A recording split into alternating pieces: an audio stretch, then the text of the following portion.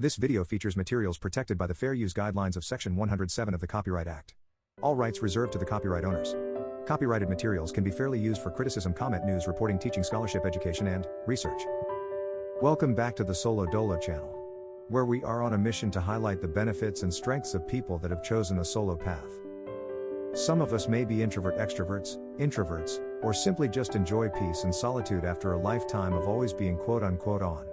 I believe that it takes a very mentally healthy and strong person to choose this path. A WebMD article I recently read titled, "Signs of a Loner," by Dr. Jennifer Casarella, backed up this stance. In the article, Dr. Casarella stated, "Some studies show that being a loner can lead to happiness for the individual and could actually be good for your health. Some people in this study experienced greater life satisfaction with less frequent interaction with their friends." A link to the article is in the description box. In today's video we'll cover 5 loner categories provided by Dr. Casarella. Number 1. The intentional positive loner. These are individuals who have specifically chosen to be alone because it fits their personality or lifestyle. Recent research has found that positive loners describe themselves as autonomous. Their behaviors, values, and interests are resistant to pressure from others, and they are interested in learning more about their personal experiences and emotions. In my opinion, this is the guy that is excited to meet his old military buddies in Las Vegas for their annual reunion weekend.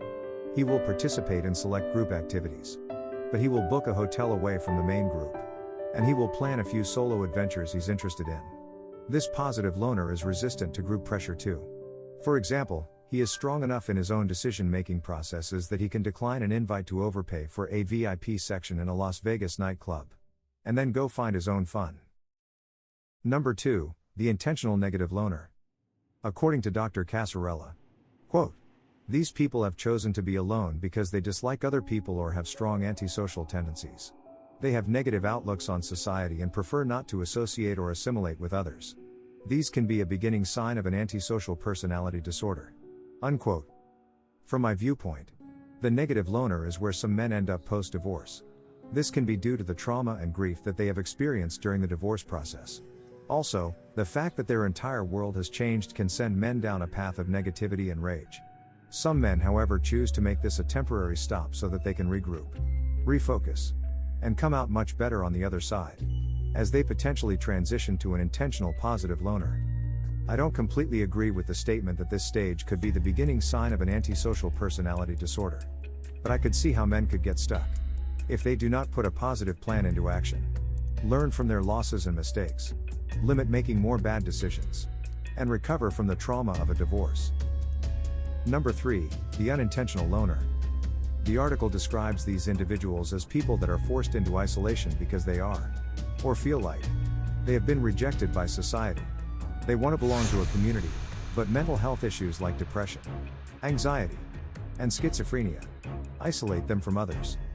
This category is where some combat veterans find themselves after they've returned home from a war zone. Like Dr. Casarella stated, quote, "Some may want to belong to a community," unquote, but the veteran sees the world completely different after what they've experienced. They have seen and witnessed traumatic events, and some veterans remain on high alert for threats, months, and even years after returning home. Unfortunately, the veterans' constant vigilance makes them isolate, and they consequently keep people at arm's length, while simultaneously craving connection. Number 4. Short-term loner. These people get away from others but only for a short time, either to rest or just because they enjoy solitude. It can be for a couple of hours or days, but they usually tend to spend significant time both being alone and being with others. I think that a lot of men experience this on a daily basis, and in my opinion is a healthy state, especially if you have a demanding career where you are leading a diverse set of people to complete complex projects or tasks. This allows time for recharging and reflection. I believe that problems arise when this healthy loner state is seen as a negative state, unfortunately by the people closest to him. Transitioning to a short-term loner a few hours after work can pay dividends for a man's mental health. Decompression ideas could include working out with headphones on, going for a run, or working on a solo hobby. Chronic loneliness. Dr. Casarella described chronic loneliness as feelings of loneliness that persist or get worse. This could occur while being physically alone, or while being constantly surrounded by people. Speaking from experience, I felt the loneliest in my entire life, at around the age of 35. When I was in year 5 of a dysfunctional and toxic 7-year marriage. The marriage was in free fall, and spinning out of control. My now ex-wife and I did not have an emotional connection, thus leading to the chronic loneliness. My point is that being solo does not equate to loneliness. You can be married and have 4 other family members in your home and still feel lonely. My recommendation is that action must be taken to identify the source. Fix the problem if possible. Or walk away and go solo. Men need to understand that spinning in a state of chronic loneliness is not healthy, whether you're alone or with someone. Nor is it a good use of the limited amount of time you have. The article also provided the signs of a loner. 1. You enjoy doing things by yourself. Can you go to a movie by yourself or travel to a new city and explore it solo? 2. You don't enjoy superficial social gatherings or unnecessary meetings. Does a 2-day corporate leadership retreat make you want to run in the opposite direction? Or do you feel irritated when meetings are held that could easily have been solved in an email? 3. You're a self-starter. Dr. Casarella eloquently stated. You're able to manage your own schedule and can stay on task much easier without everyone stopping by to bother you.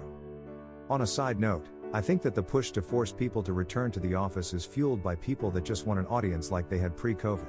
Some people thrive on being able to stop by your desk and talk at you, to inform you about their weekend plans, bother you with nonsensical small talk, or worse, trauma dump on you.